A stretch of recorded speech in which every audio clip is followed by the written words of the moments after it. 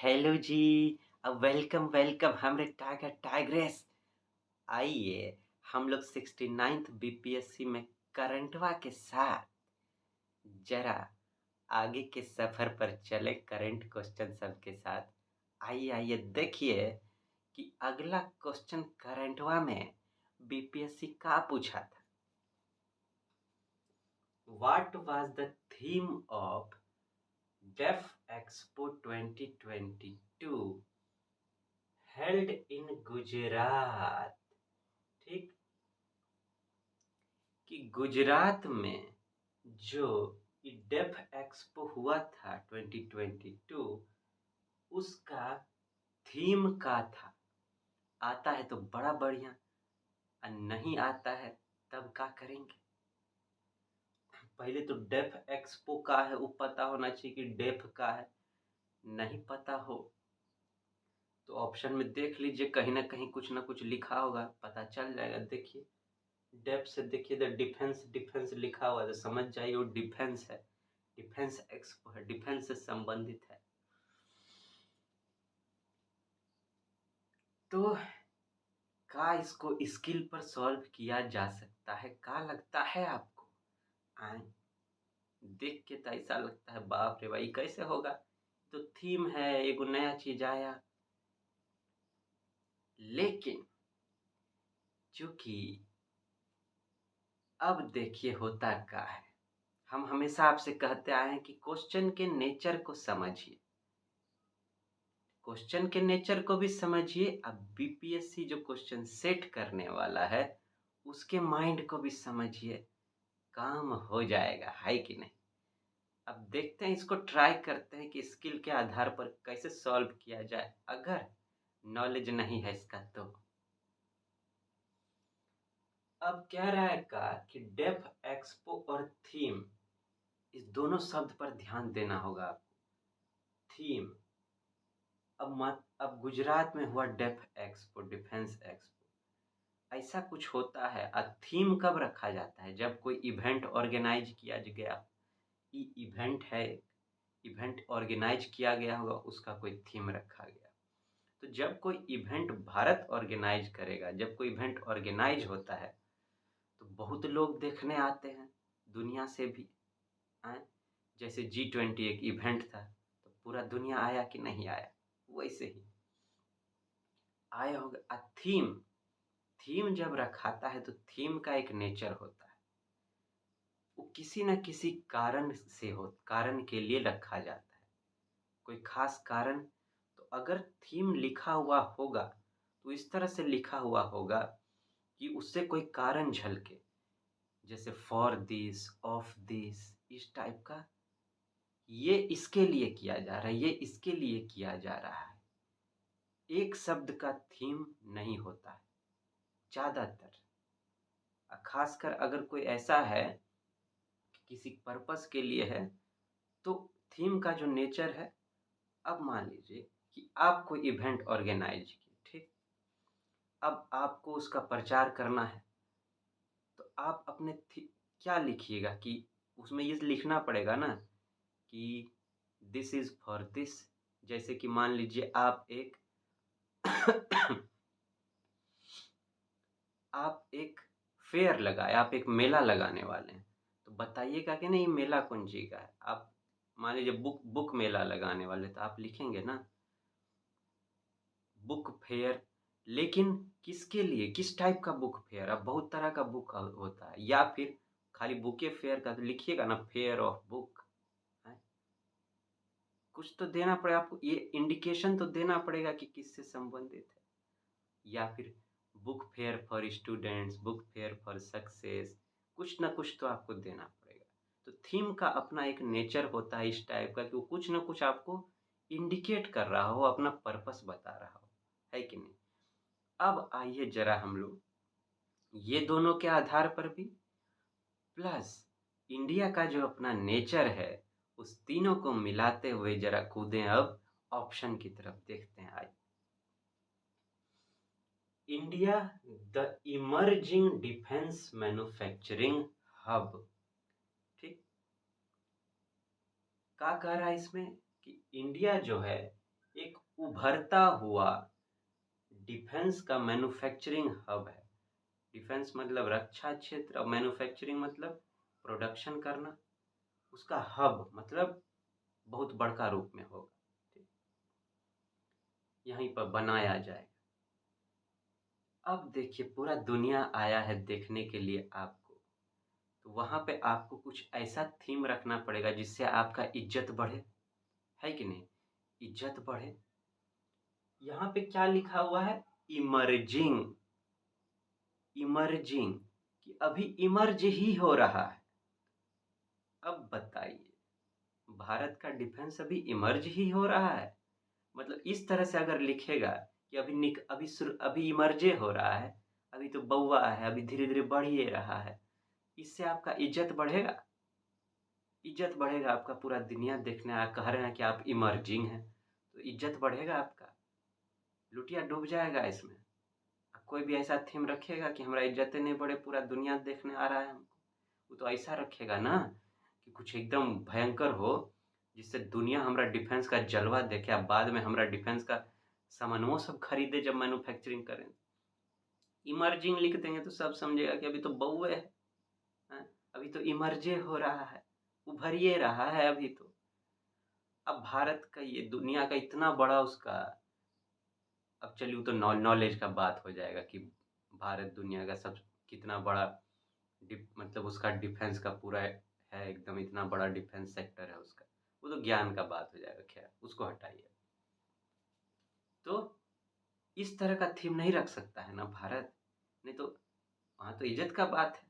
तो उस आधार पे ई शब्द जो है फिट नहीं बैठ रहा है, ना तो इंडिया के नेचर को फिट बैठ रहा है और ना कोई इवेंट के नेचर को जो इंडिया ऑर्गेनाइज ऐसा करेगा जो दुनिया देखने आया है उसके नेचर को फिट बैठ रहा है। अगर ऐसा लिखेगा तो व्यापार ठप पड़ जाएगा, और कि भैया ये तो इमर्जे हो रहा है, इससे बढ़िया किसी ऐसे इंसान ऐसे कंट्री से जाके खरीदो डिफेंस का सामान जो कि ऑलरेडी बूमा बूम कर चुका है एकदम, है कि नहीं, जिसको खूब एक्सपीरियंस है। उस आधार पर ई तो गया, ई नहीं हो सकता है। अब जरा इस पर चलें, path to pride. Path to pride, रास्ता जो कहाँ जा रहा है? गौरव की तरफ, गर्व की तरफ, गर्व की तरफ जाता हुआ रास्ता। हाँ, इसमें थोड़ा दम लग रहा है कि हाँ बाप रे, भारत जो है वो ऐसे रास्ते पर चल रहा है जो एकदम गौरवान्वित हो जाएगा, गर्व तक पहुंच जाएगा, जिस पर पूरा दुनिया गर्व करेगी। भारत तो गर्व करवे करेगा। इसमें तो लग रहा है कि हाँ जान है, लेकिन और सब भी देख लिया जाए, इतने में नहीं टिक मार देंगे। हो सकता है कोई इससे भी जोरदार हो, अगर कहीं मिल जाए तो। नहीं मिलेगा तो मारेंगे, देखा जाएगा। और आगे देख, अब कह रहा है synergy for defence. Synergy, synergy क्या होता है? मिलजुल के करना, तालमेल बैठा के करना। अब बताइए, अगर ऐसा थीम भारत रखेगा तो दुनिया क्या सोचेगी? भारत से तो अकेले हो ही नहीं रहा, बताइए दूसरा को पार्टनर में किया, इसका मतलब भारत के पास टेक्नोलॉजी है ही नहीं है, इसको दूसरे का जरूरत पड़ रहा है डिफेंस का सामान बनाने के लिए। चलो चलो चलो, यहाँ से भारत का सामान नहीं खरीदेंगे, भारत का डिफेंस का मैन्युफैक्चरिंग का नहीं खरीदेंगे सामान से, इसको तो खुद दूसरे का जरूरत है। तो कैसे भरोसा करें इस पर कि इसके पास क्या दम होगा? फिर तो दूसरे का मदद लेके ही कर रहा है, भाव क्या मजा नहीं आया। ऐसा भारत रख सकता है फिर? हैं कि हम दूसरे का मदद ले रहे हैं, ऐसा ऐसा जलवा दिखाएगा दुनिया को? नहीं रख सकता है ना, संभव ही नहीं। ये तो गया, ये सिनर्जी शब्द जो है इसको लेके डूब गया। अब अंतिम क्या है? आत्मनिर्भरता। ये आपको खींचेगा अपनी तरफ, कस कस के खींचेगा कि अरे हाँ, भारत तो आत्मनिर्भरता का बात कर ही रहा है एकदम। और डिफेंस का अक्सर न्यूज में आता रहता है कि डिफेंस में ये चीज नया बनाया भारत, ये चीज नया बनाया भारत। हम अभी आपको थीम का क्या नेचर बताए थे कि वो कुछ बताता है साथ में, टू तरफ की, इसके तरफ उसके तरफ, ये करने जा रहे हैं वो करने जा रहे हैं, इस तरह का कुछ लिखने का। जैसे ये देखिए लिखा, path to pride, synergy for defence, इस तरह से बोल रहा है। अगर इसमें ये लिखता टुवर्ड्स आत्मनिर्भरता, कि आत्मनिर्भरता की ओर, तो ये थीम के कैरेक्टर को सूट करता है। एक तो ये पहली बात। दूसरा, दुनिया देखने आई है आपको, और अभी जो इंडिया का स्थिति है डिफेंस के मामला में, ज़्यादा से ज़्यादा डिफेंस का जो टेक्नोलॉजी है इंडिया इंपोर्ट करता है बाहर से। आप अक्सर सुनते होंगे कि रूस से बहुत सारा हथियार भारत मंगाता है, अमेरिका से मंगाता है, फ्रांस से मंगाता है, बहुत जगह से मंगाता है कि नहीं? राफेल विमान इतना न्यूज में था, सब सुनबे किए होंगे आप, कितना कितना है। मतलब इंडिया, इतना आपको मालूम है कि इंडिया बाहर से बहुत मंगाता है। अगर बाहर से बहुत मंगाता है डिफेंस में, और वहाँ पे वो आत्मनिर्भरता का बात अगर करने लगेगा, तो दुनिया नाराज हो जाएगा कि नहीं? तो देखो, तो अभी तक हम लोग से मंगाता रहा है भारत, अचानक से एक के बार बात कर रहा है आत्मनिर्भरता का। हाँ, हम लोग को लगता है धोखा देने के प्लान में। हाँ, तो दुनिया नाराज हो जाएगा कि नहीं? जो कम से कम डिफेंस का सामान भारत को भेजता है, वो नाराज हो जाएगा कि नहीं? ऐसा रिस्क तो अभी डिफेंस के मामला में इंडिया नहीं ले सकता है। हैं? कि भैया अभी तो बहुत कुछ करना बाकी है, अभी शुरुआतें किए हैं। तो ये जो है अभी ना, इंडिया के प्रेजेंट कैरेक्टर जो है, इंडिया का पोजीशन है ना, उसको सूट करता है ना थीम के कैरेक्टर को सूट करता है। दोनों तरफ से देखें तो ये भी गया। अब हम लोग का बच जाता है पाथ टू प्राइड, गौरव की तरफ, एकदम गर्व की तरफ हम लोग बढ़ रहे हैं जोरदार। क्या मस्त सूट करता है, सूट भी कर रहा है। इंडिया देखो गर्व की तरफ बढ़ रहा है। दूसरा कंट्री सोचेगा जिसको जरूरत होगा डिफेंस मैन्युफैक्चरिंग सामान का, अरे बाप रे, हम भी गर्व की तरफ बढ़ जाएंगे, चलो चलो खरीदते हैं भारत से।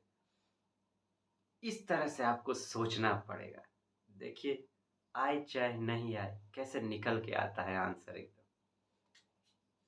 या या या है कि नहीं? चलिए अब दूसरे क्वेश्चन पर चलते हैं हम लोग, ठीक है? हमको लिखना पड़ेगा, जरा हम पॉज कर देते हैं। आइए हमरे दुर्गा काली करण अर्जुन, अब जरा इसको देखा जाए, निपटा जाए इनसे। क्या पूछ रहा है? The 3 day celebration of Thading Youth Festival is celebrated in which country? Chile, Nepal, Germany, Myanmar.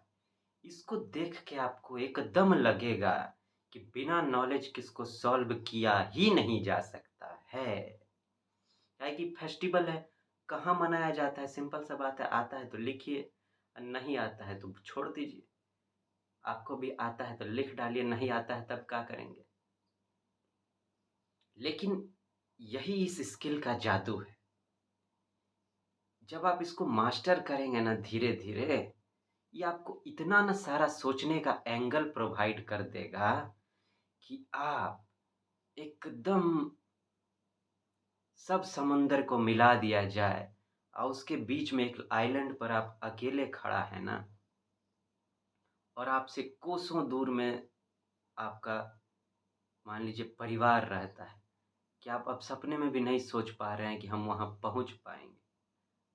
अब एक तरीका क्या है कि आप तैर के पहुँचे, जिसको नॉलेज का रास्ता कहेंगे। लेकिन ये वो स्किल है, यही स्किल है कि आपको ऐसे सिचुएशन में भी वो रास्ता बता देगा कि आप आराम से पहुँच सकें।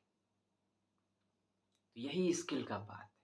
आप कितनों बुरे परिस्थिति में हो, किसी भी स्थिति में हो, आपको कुछ भी ना पता हो, लेकिन कोई ना कोई रास्ता आप ढूंढ लेंगे। इतना ना सोचने का एंगल ही प्रोवाइड कर देता है। आइए जरा इसको देखते हैं। क्या है? थाडिंग यूथ फेस्टिवल। ठीक, नाम पर जरा गौर कीजिए। ठीक, थाडिंग यूथ फेस्टिवल। जो किसी जगह पे जब फेस्टिवल मनाया जाता है ना, तो उसका नाम उस जगह के कल्चर को रिफ्लेक्ट करता रहता है, मिलता रहता है। अब पहले तो नाम देखें, तो इसमें देखें चिली और ये जर्मनी जो है, ये वेस्टर्न कंट्री है। अब वेस्टर्न कंट्री में ले दे के एक फेस्टिवल मनाया जाता है, वो है का आप ही बताइए। ये लोग क्रिश्चियन मत वाले कंट्री हैं। Merry Christmas, Santa Claus, Santa Claus. और इन लोग में ज़्यादा कोई फेस्टिवल नहीं होता है। इस आधार पर, और एकदम सही आधार है ये सोचने का आपका, आप इस दोनों को बड़े आराम से छांट के हटा दीजिए। कोई ज़्यादा सोचने का बात नहीं, दोनों को बिल्कुल छांट के आप हटा डालिए। ठीक।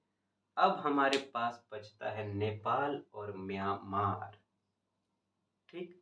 नेपाल और म्यांमार।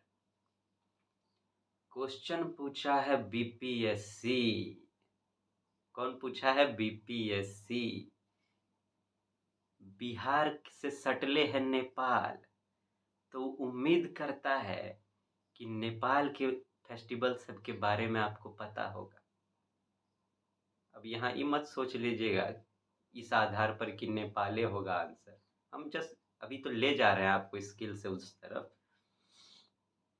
अब इसको किस तरह से सोचेंगे? अब यहाँ पे नेपाल म्यांमार में थोड़ा सा कंफ्यूजन लगेगा आपको। अब देखिए एक और बात होता है त्योहार का। अब मान लीजिए हमारा बिहार का यहाँ बॉर्डर है, इधर बिहार है, इधर नेपाल है। तो बॉर्डर पे अक्सर तो ये जो होता है, अब देखिए त्योहार जो है आसपास का, अब बॉर्डर एकदम सटे सटे हैं, तो बहुत सारा त्योहार मिलता जुलता है। जैसे कि अगर बिहार में जो जो त्योहार मनाया जाता होगा, उसमें से बहुत त्योहार नेपाल में मनाया जाता होगा। एकदम ये है ही, क्योंकि कल्चर लोगों का आन जान होता रहता है। बिहार का बहुत लोग नेपाल में हैं, नेपाल का बहुत लोग बिहार में हैं, आते जाते रहते हैं। और डिमार्केशन देखिए, बाउंड्री तो बाद में जाके, बस शुरुआत में सब एक के था, तो अंग्रेजवा सब आके नहीं सब गुड़ गोबर किया है, तो सब मिलता जुलता रहता है।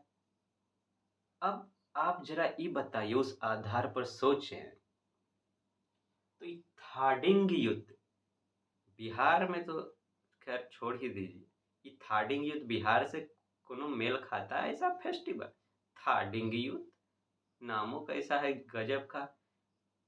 और उसी आधार पर सोचें, आप नेपाल में कभी सुने इस टाइप का? हाँ, आपको ऐसे ही सोचना पड़ेगा यहाँ पर कि बिहार से नेपाल का फेस्टिवल सब मिलता होगा, और मिलता भी है इस आधार पर कि जब आसपास रहते हैं तो उसी टाइप का त्योहार मनाया जाता है ज़्यादातर ज़्यादातर। वो आपको रट्टू तोता नहीं बनाती, खोपचा में से जाके कोनो फेस्टिवल निकाल के ले आएगा। अगर वो फेस्टिवल पूछा है ना, तो जरूर जिस भी जगह का होगा वो बहुत दमदार फेमस फेस्टिवल होगा। वो एकदम ऐसा फेस्टिवल नहीं पूछेगा कि दुनिया में किसी को पता नहीं हो, ऐसा नहीं पूछेगा। ये भी बीपीएससी के नेचर को समझना पड़ेगा। अब देखें उस आधार पर तो नेपाल से मिलता जुलता हुआ इसका कल्चर नहीं लग रहा है, लेकिन म्यांमार की तरफ हमारा झुकाव हो उसके लिए थोड़ा सा कुछ और। अब देखिए थाडिंग, म्यांमार जो है, अब देखिए हमारा मणिपुर एरिया है, ये सब मिजोरम एरिया है, इस सब जगह से अब म्यांमार का कल्चर मिलेगा आपका, है कि नहीं? वो दोनों आसपास सट जाता है, आते जाते रहते हैं। अगर एक तो फेस्टिवल है थांगटा, आप सुने हो अगर, थांगटा मणिपुर में मनाया जाता है। खैर वो तो फिर ज्ञान का बात हो जाएगा। थांगटा, लेकिन वो हम ऐसे ही बोल रहे हैं कि थांगटा थाडिंग युद्ध मिलता जुलता लग रहा है कि नहीं, हो मिले तो खैर उतना नहीं सोच पाए, तब इसी आधार पर सोच लेना है आपको कि नेपाल बिहार का फेस्टिवल मिलेगा जुलेगा, और ऐसा कल्चर इधर नहीं है, इस टाइप का नाम रखने का कल्चर इधर नहीं है। उस आधार पर बड़ा आसानी से आप इसको छांट दीजिएगा। अब बुमा बुम करके कीचड़ से कमल निकल आएगा आपके आंसर के रूप में। यह आंसर आपके सामने है, गूगल पर जाकर आप जम के चेक कर सकते हैं कि आंसर सही है कि नहीं, है कि नहीं। हाँ, तो ऐसे हम लोग को धीरे धीरे स्किल का जादू सीखना है कि नहीं। आज यही रुकते हैं, फिर आगे बतियाएंगे बहुत सारा। हम सोचे हैं कि अब ज़रा बतियाते रहें, इस पर बातचीत होता जाए। तो धीरे-धीरे अब स्किल को और पावरफुल किया जाए। खूब जम के प्रैक्टिस करना है हम लोग को, इतना प्रैक्टिस करना है, इतना प्रैक्टिस करना है ना कि बीपीएससी के एग्ज़ाम में जब बैठे ना, अ, कलेजा पहले बोल दे कि आज तो कलेजा होइए जाएगा एकदम। गज़ब, गज़ब, गज़ब। भरोसा हो दिल को कि नहीं, अब हमरे तैयारी में पावर है, दम है। ऐसे करके बैठना है, डर के नहीं बैठना है कि बैठे हैं, दिल कर रहा है धुक, धुक, धुक, धुक। अरे बाप रे! क्या होगा, होगा, होगा कि नहीं होगा? ऐसा धुक-धुकी लेके नहीं बैठना है, एकदम नहीं। वैसा ट्रेनिंग करना है हम लोग को, है कि नहीं? जल्दी मिलते हैं फिर आपसे, तब तक आप हँसिए, मुस्कुराइए, अपना दिन बिताइए एकदम बढ़िया-बढ़िया गोलगप्पा, जलेबी सब जम के खाइए हमरे गोलगप्पा, जलेबी, है कि नहीं? जल्दी मिलते हैं आपसे। टाटा, गुड बाय जी।